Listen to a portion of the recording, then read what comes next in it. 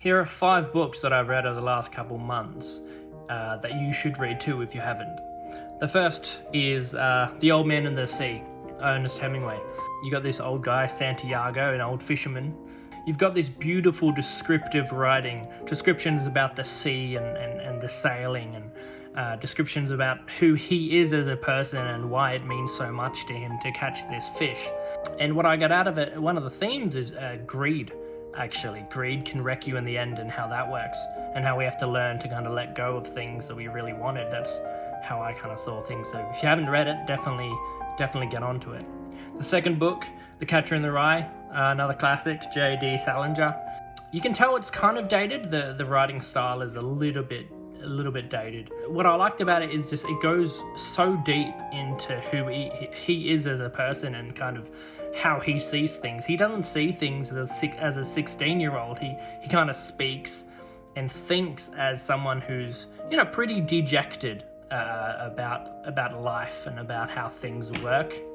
One of my books just dropped. He thinks more like a 60-year-old who's fed up with life, as opposed to a young person. The way he speaks to people and speaks about people and about things happening and things like that. So, and the love he has for his family, how family can mean so much for someone who doesn't like anything. That special place it holds.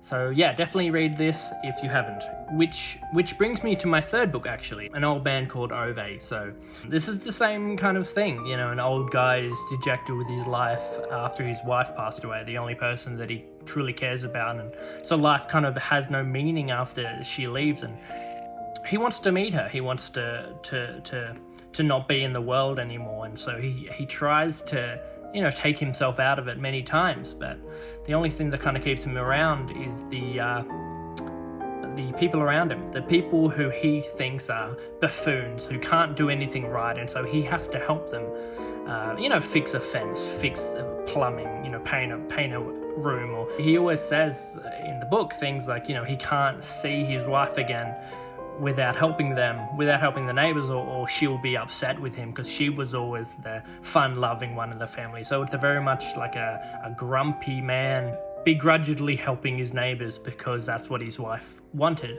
or would want.